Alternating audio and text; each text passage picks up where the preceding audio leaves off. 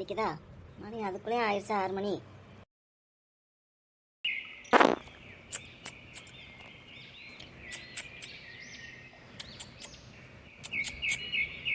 ஒரு வழியாக காஃபியை முடிச்சாச்சு. இந்த வேலையை ஸ்டார்ட் பண்ண வேண்டியதான். சரி, அரிசியும் உளுந்தையும் நனைய போட்டுருவோம். அப்போ பிள்ளைகளை கொண்டு போய் விட்டுட்டு ஒரு 9 மணிக்கு வந்து அரைச்சிடலாம். அப்புறம் வாஷிங் மிஷின் போட்டுறணும்.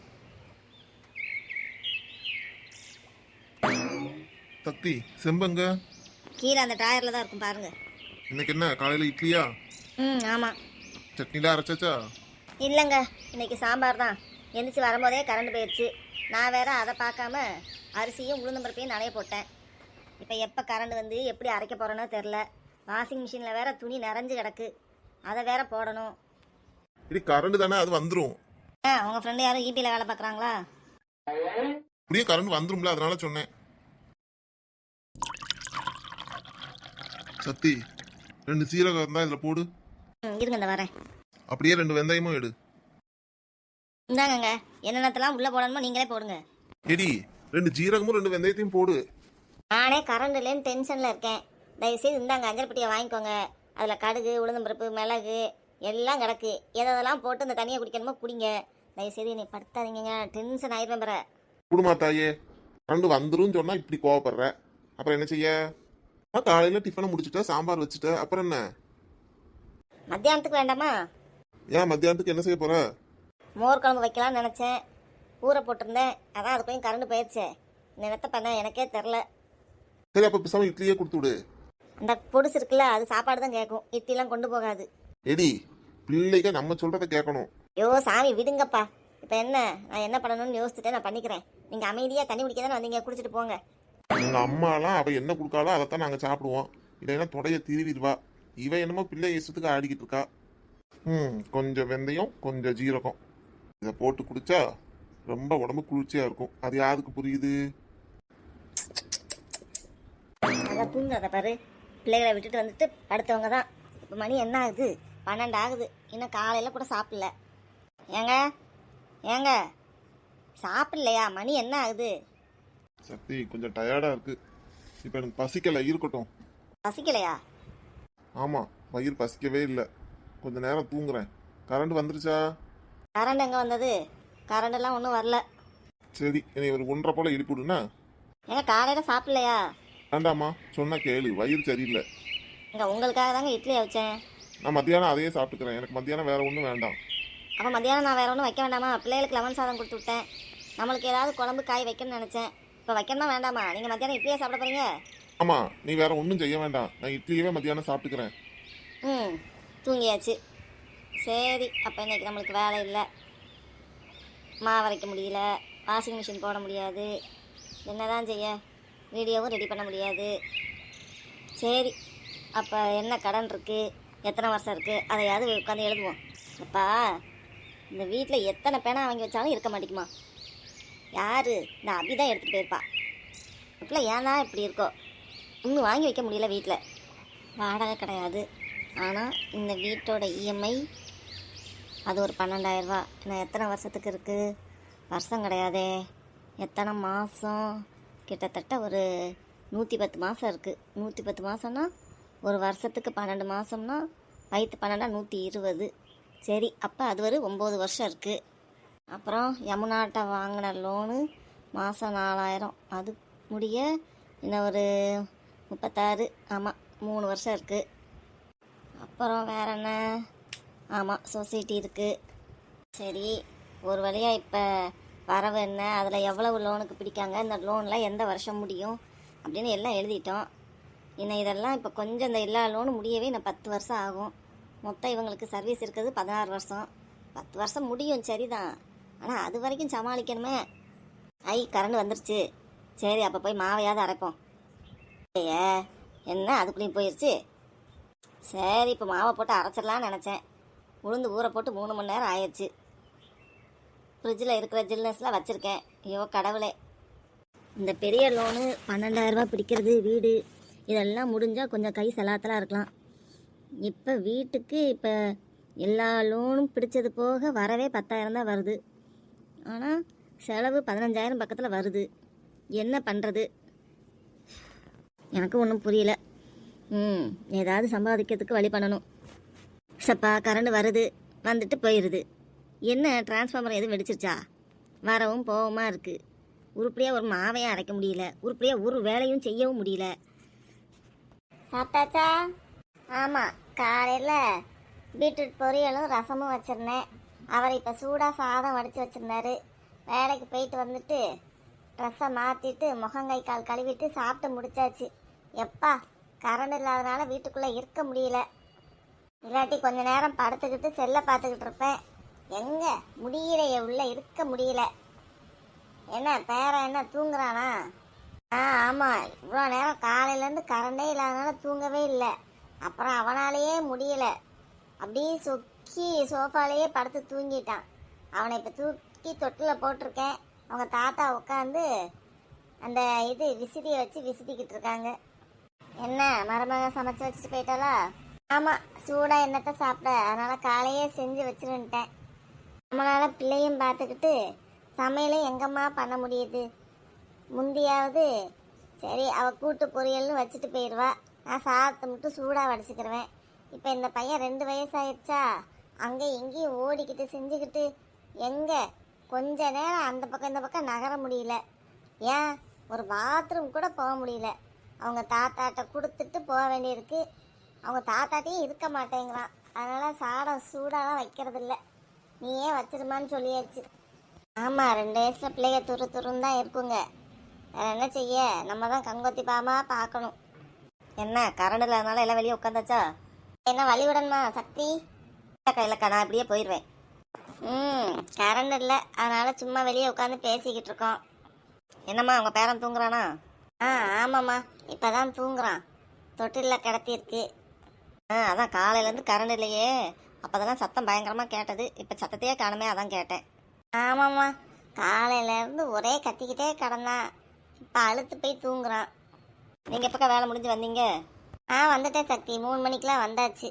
வந்துட்டு சாப்பிட்டுட்டு வெளியே வந்து உட்காந்துட்டேன். முடியல வீட்டுக்குள்ளே இருக்க. நீ எப்படி தான் வீட்டுக்குள்ளே இருக்கையோ? எனக்கு பொழுது போயிருங்கக்கா. நான் பெரும்பாலும் கரண்ட் இருந்தாலும் எப்பயுமே ஃபேன்லையெல்லாம் உட்காந்துருக்க மாட்டேன். கிச்சனில் இருந்துட்டு ரொம்ப வேர்த்துருக்கு பார்த்தீங்களா, அந்த ஒரு 10 நிமிஷம் தான் போடுவேன். என்ன அப்பப்போ போட்டுக்கிருவேன். இது இப்போ சுத்தமாக இல்லாதனால வேலையே நடக்கலை.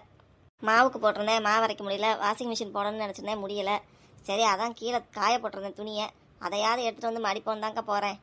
ஆமாம், ஒரு வேலையும் கரண்ட் இல்லாட்டி நடக்காதுன்னு நானாவது வேலைக்கு போயிட்டு வந்துட்டேன். நீங்களாம் எப்படி தான் காலையிலேருந்து வீட்டுக்குள்ளேயே இருக்கீங்களாப்பா? தம்பி என்ன வெளியே போயாச்சா? இல்லைக்கா, தூங்கிட்டு தான் இருக்காங்க. கரண்ட் இல்லாட்டியும் பாவம் அசதியில் தூங்குற அப்படின்னு வேறு என்ன செய்ய? போலீஸ் வேலையாக அப்படி தான் இருக்குது. அலுப்பில் கரண்ட் இல்லாட்டியும் பரவாயில்லன்னு தூங்கிட்டு இருக்காங்க. ஆமாக்கா, அவங்களுக்கு அவ்வளோவா கரண்ட்லாம் தேவைப்படாது. பரவாயில்லப்பா, நம்மளாலாம் அப்படி இருக்க முடியாது. ஆமாம், நேற்று ஒன்று நடந்தது தெரியுமா? உன் தங்கச்சி பையன் அவன் அந்த ஜன்னல் வழியாக நினைக்கேன், அவங்க வீட்டு ஜன்னல் வழியாக தக்காளியை ஃபுல்லாக கீழே இறச்சிருந்தான். நான் வாக்கிங் போவேன்ல, அப்போ போகிறேன், பின்னாடி எப்படியும் ஒரு 1/4 கிலோ தக்காளியாவது இருந்திருக்கும். ஒரு 8 தக்காளி, எவ்வளோன்னு தெரில, நல்ல பெரிய பெரிய தக்காளி. எல்லாம் உடஞ்சி கிடந்தது. ஐயோ. ஆமாம்மா, அவங்க கூட என்கிட்ட வந்து கேட்டாங்க, ஒருவேளை உங்கள் வீட்டு பிள்ளைய எதுவும் எடுத்து போட்டுருச்சோ என்னவோன்னு. அப்புறம் நான் தான் சொன்னேன், ஐயே இல்லையே அப்படின்னு. அதுக்கப்புறம் பார்த்தா உங்கள் தங்கச்சி பையன் எல்லாத்தையும் எடுத்து போட்டிருக்கான். அப்படியா? எனக்கு தெரியாதே. ஆமாம், அது எப்படியும் இருக்கும், கூட தான் இருக்கும். ஒரு 400 தக்காளியாக தான் இருக்கும், நல்ல பெரிய தக்காளி. எல்லாத்தையும் அப்படி போட்டு வச்சிருந்தான். அப்புறம் நான் தான் வாக்கிங் போயிட்டு வந்து சொன்னேன், இவங்ககிட்ட கேட்டு இவங்க இல்லைங்கவும், அப்புறம் உங்கள் தங்கச்சி வீட்டில் கூப்பிட்டு சொன்னேன், உங்கள் மகன் தான் நினைக்கேன் எல்லா தக்காளியெல்லாம் கீழே போட்டிருக்கான் பாருங்க அப்படின்னு சொன்னேன். அப்படியா? எனக்கு அது தெரியாதே.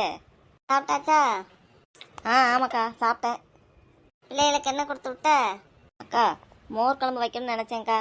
துவரம் பருப்பு அரிசி எல்லாத்தையும் ஊற போட்டு வச்சுருந்தேன். அதுக்குள்ளேயும் கரண்ட் போயிடுச்சு. அப்புறம் என்ன பண்ணேன், லெமன் இருந்தது, நல்ல வேலை.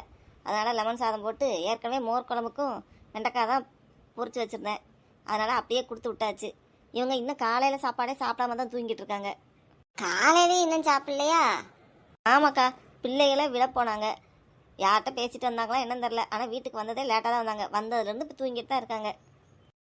தம்பி ஏதோ திருவண்ணாமலை போனேன்னாங்கல்ல, கிரிவலம் போனது அசதியாக இருக்கும்னு நினைக்கேன். அதான் இப்படி கிடந்து தூங்குறாப்புல.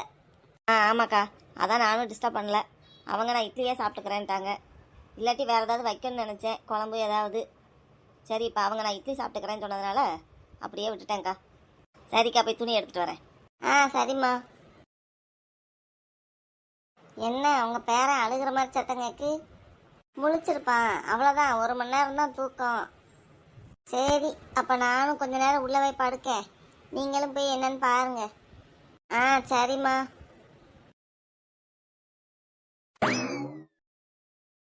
ஏய், இங்கே பாருடா, வெளியே சேர் கிடக்கு. ஆமாம், வெளியே கொண்டு போய் யாரோ சேரை போட்டிருக்காங்க. அம்மா, அம்மா, அபி கதவை திறந்தா இருக்கு, உள்ள வா. ஓகேம்மா. என்ன 2 பேரும் ஸ்கூலுக்கு போயிட்டு வந்தாச்சா? ஆமாம்மா, ஸ்கூலுக்கு போயிட்டு வந்துட்டோம். அம்மா, கரண்ட் வந்துருச்சா? இல்லையே, கரண்ட் இன்னும் வரல. காலையிலேருந்து கரண்ட் இல்லையாம்மா? ஆமாடா, காலையில் போன கரண்ட் இன்னும் வரலை. எப்பம்மா கரண்ட் வரும்? அதுவா, இந்தா இப்போ தான் கிளம்பணும். எங்கம்மா? ஜோசியட்ட தான்டா. எப்போ கரண்ட் வரும்னு கேட்கணும்ல. எம்மா, நானே காலையிலேருந்து எப்போ கரண்ட் வரும்னு தெரியாமல் தான் உட்காந்துக்கிட்டு இருக்கேன். இப்போ வந்துக்கிட்டு எப்போ கரண்ட் வரும்னா எனக்கு எப்படிலாம் தெரியும்? நானும் கூட சரி 2 மணிக்கெலாம் வந்துடும், 3 மணிக்கெலாம் வந்துடும், அட்லீஸ்ட் நீங்கள் வர்றதுக்குள்ளேயாவது வந்துடும் நினச்சேன். இந்தா வரவே இல்லை, மணி 4:30 ஆயிடுச்சு. இன்னும் எப்போ வருதோ என்னவோ தெரில, பார்ப்போம். ஏன் உனக்கு அதுக்கு கரண்டு? ஹோம்ஒர்க் எழுதணும்ல. எனக்கு புரியல, கரண்ட் இருக்கிறதுக்கும் ஹோம்ஒர்க் எழுதுறதுக்கும் என்ன சம்மந்தம்? ஹோம்ஒர்க் நோட் இருக்குது, பேனா இருக்குது, பென்சில் இருக்குது. 4:30 தான், கரண்டே இல்லாட்டி நல்ல வெளிச்சமும் இருக்குது. அதுவும் நீ என்ன ஹோம்ஒர்க் இப்போ எழுத பார்ப்பற? டியூஷனில் தானே போய் எழுதுவேன். அம்மா, இப்போ எதுக்கு கரண்டை பற்றி கேட்ட? அம்மா, அது வந்து சொன்னால் அடிக்கக்கூடாது. சொல்லு. அம்மா, கொஞ்ச நேரம் உன் செல்லில் ஏதாவது வீடியோ பார்க்கலாம், காமெடி வீடியோன்னு கேட்டேன். அதுக்கு தாம்மா கேட்டேன். இல்லை, மூஞ்சிலே குத்திடுவேன். நானே செல்லில் சார்ஜ் இல்லாமல் வெறும் 20% தான் வச்சுருக்கேன். அதான் 20 இருக்குல்ல. இல்லை, எப்போ கரண்ட் வரும்னே தெரியல. நானே வெறும் 20% தான் வச்சுருக்கேன். யாரும் ஃபோன் வந்தால் எடுக்க வேண்டாமா? போ, வந்தது வராதுமா, செல்லை கொடுங்க, அதை கொடுங்கன்னு. போங்க, போய் 2 பேரும் ட்ரெஸ்ஸை மாற்றிட்டு வாங்க. இன்றைக்கி என்னம்மா ஸ்நாக்ஸு? ஸ்நாக்ஸ் தானே, நீ போய் ட்ரெஸ்ஸெல்லாம் மாற்றிட்டு வா, ரெடியாக இருக்கும். ஏம்மா, என்னன்னு சொல்லுமா? ஓ அபி, அம்மாவை டென்ஷன் பண்ணாத. தருவேன்னா தருவேன், நீ முதல்ல அம்மா சொன்னதை செய்யி போ. ஓகேம்மா, நான் போய் ட்ரெஸ் மாற்றிட்டு முகம் கழுவிட்டு வரேன். நீங்கள் ஸ்நாக்ஸ் எடுத்து ரெடியாக வைங்க, சரியா? சரி அபி. உனக்குன்னு தனியாக சொல்லணுமா? போங்க, 2 பேர் போய் ட்ரெஸ்ஸை மாற்றுங்க. சரிம்மா. பேக் அப்படியே வச்சுட்டு போயாச்சு. ஒரு ஓரமாக வைங்கனாலும் கேட்கறதில்ல. யார் இதெல்லாம் செய்வா? அவங்க அப்பா வந்து செய்வாங்களோ? சரி, பேசாமல் நிற்கிறோம், விட்டுருவோம். அவங்க அப்பாவே வந்து எடுத்து வைக்கட்டும், இல்லைனா மகனுக்கும் மகளுக்கும் 4 அப்பு வைக்கட்டும். இதுங்க கூட கத்தி கத்தி எனக்கு டென்ஷன் ஆகுது. அண்ணே, பங்கனப்பள்ளி மாம்பழம் இருக்கா? இருக்குக்கா. என்ன எவ்வளவு? 1 கிலோ 200. ஏப்பா, போன வாரம் தான் 140 ரூபாய்க்கு வாங்கினேன், இந்த வாரம் 200 ஆயிடுச்சா? சீசனே முடிய போகுதுலக்கா, நீளம் வந்துருச்சு. நான் சரி கேட்குறவங்களுக்காக இதை வாங்கி வச்சிருக்கேன். இந்த விலைவாசிலாம் கூடிருச்சு. எவ்வளோ போடலாம்? போடுங்கண்ணே, ஒவ்வொரு கிலோவா 2 பை போடுங்க. வேற என்ன வேணும்க்கா? வேற செவ்வாழை வேணும். செவ்வாழை எவ்வளவு? ஒரு பழம் 20 ரூபாக்கா. அது ஒரு 5 தந்துருங்கண்ணே. அவ்வளோதானா? போதுண்ணே, விலைவாசிலாம் கூடிருச்சு. என்னம்மா பண்ண, எல்லாம் கூடிக்கிட்டே தான் போகுது. எங்கள் அப்பா சின்ன பிள்ளையில செவ்வாழை 5 ரூபாய்க்கு வாங்கி கொடுத்த மாதிரி ஞாபகம் இருக்கு. இப்போ அது 20 ரூபா ஒரு பழமே. இந்தாங்கக்கா. எவ்வளவு? 500 ரூபா. என்ன இந்தாங்க. அதை தொடாத. அப்போ வீட்டுக்குள்ள வா. நான் வரமாட்டேன். வரமாட்டேன்னா அப்போ வேற ஏதாவது விளையாடுங்க. அது அந்த எடுத்து விட்டு ஆண்டியோடது. அவங்க வந்து சடனில் அடிக்க போகிறாங்க பருவனைய. சரண்யா, போய் ஹோம்ஒர்க் பண்ணுவோமா? அம்மா, இன்னும் கொஞ்ச நேரம் விளையாடட்டுமா? என்னத்த விளையாடுறீங்க 2 பேரும்? வெளியே கிடந்து அந்த சேரை தான் இழுத்துக்கிட்டு இருக்கீங்க. வாங்க, வீட்டுக்குள்ளேயாவது போவோம். ஏய், அங்கே போகாத, கதவு மூடி இருக்குல்ல. டேய் தம்பி, என்னடா அப்பார்ட்மெண்ட்டில் ஏதோ தக்காளிலாம் விளைய போடுறியா? எனக்கா பிள்ளைகளை கொண்டு போய் டியூஷனில் விட்டுட்டு வரையா? இல்லைம்மா, அத்தான் தான் இன்னைக்கு டியூஷன் கூப்பிட்டு போயிருக்காங்க. நான் அப்படியே போய் கடைக்கு தான் போயிட்டு வரேன். ஆமாம், இவன் ஏதோ தக்காளியை தூக்கி ஜன்னல் வழியாக வெளியே போட்டானாம்ல, இந்த அக்கா சொன்னாங்க. ஆமாக்கா, எங்களுக்கு தெரியவே தெரியாது. அப்புறம் அவங்க அப்பா தான் அதெல்லாம் அள்ளி கொண்டு போய் குப்பையில் போட்டாங்க. உழவர் சந்தையில் போய் வாங்கி வச்சுருந்துருக்கோம். நாங்கள் 2 பேரும் அங்கிட்ட நான் கிச்சனில் வேலையை பார்த்துக்கிட்டு இருந்தேன். அம்மா ஏதோ துணியை தைச்சிக்கிட்டு இருந்தான்னு நினைக்கேன். அந்த கேப்பில் எடுத்து போட்டிருக்கான். அப்படியா? சரண், இனிமேல் நீ எதையாவது தூக்கி போகிறேன்னா பெரியமாட்ட சொல்லுன்னு. பெரியம்மா தேவையில்லாமல் கடைக்கு போக வேண்டாம்ல. இருக்கிறத பாரு. இல்லை தம்பி, அப்படி ஜாமானெல்லாம் தூக்கி கீழே போடக்கூடாதுன்னு. என்னக்கா வேலை இருக்கா? ஆமாம், நான் காலையிலேயே இட்லிக்கு நிறைய போட்டிருந்தேன், கரண்ட் இல்லைல்ல, அதனால் அதை அரைக்கவே முடியல. இப்போயாவது கரண்ட் வருமானு பார்த்தா நடந்து வர்றதுக்குள்ளேயே 5-6 தடவை போயிட்டு வந்துருச்சு. இன்னும் கரண்ட் வந்துச்சுன்னா அதை போட்டு அரைக்கணும். அதான் பிள்ளைகளை விட்டுட்டு அப்படியே அவங்க அம்மா வீட்டு போயிருக்காங்க. அவங்க அப்படியே வரும்போது கூப்பிட்டு வந்துடுவாங்க. அதனால் இந்த வெளியே போகிற வேலை இல்லை. கரண்ட் வந்துருச்சுன்னா மாவு அரைக்கணும். இந்தா நானும் இவளுக்கு போய் ஹோம்ஒர்க் சொல்லி கொடுக்க போகிறேங்க்கா. சரிம்மா, அப்போ பார்ப்போம், பாய். தம்பி சேட்டக்காரனே, இவனை வச்சுக்கிட்டு அவளுக்கு ஹோம்ஒர்க் சொல்லி கொடுத்துருவியா? அவளை கூப்பிட்டுட்டு ரூமுக்கு போயிடுறேன்க்கா. இவன் அம்மா கூட உட்காந்துருப்பான். இல்லை தம்பி, ஆச்சி கூட உட்காந்து சீரியலாக பார்க்குற? ஆமாம், அவன் நல்லா பார்ப்பான். அந்த விளம்பரம் அந்த சவுண்டு கேட்டவனே ஒடியே வருவான். இந்த ஜெய்யும் இப்படித்தானே, நல்லா ஆச்சிமாருங்க கூட சேர்ந்து எல்லாரும் நல்லா சீரியல் பாருங்க, சரியா? சரி பாப்பா, பார்ப்போம், பாய். சரிக்கா, நானும் அப்படியே உள்ளே போகிறேன். அந்த ஹோம்ஒர்க் சொல்லி கொடுத்துட்டு அப்படியே டிஃபன் பண்ணணும். உன் சமையலா? ஆமாக்கா, அவங்க அப்பா வந்தாங்கன்னா என் சமையல், எங்களுக்குன்னா அம்மா தான் செய்வா. சரிம்மா, அப்போ வேலையை பாரு. என்ன அங்கேயே நிற்க வரலையா? சரி, அப்போ நீ இங்கேயே இருன்னு. பெரியம்மாவும் இப்போ கதவை பூட்டிட்டு வேலையை பார்க்க போயிடுவாங்க. நீ மட்டும் தனியாக இரு, சரியா? நான் வா. சரிக்கா, இதுகளை போட்டு அடைக்கிறேன். என்னால் வெளியே வச்சு மேய்க்க முடியல. அவன் ஒரு பக்கம் ஓடுறான், இவன் ஒரு பக்கம் ஓடுறா. சரிம்மா, போங்க உள்ளே போங்க.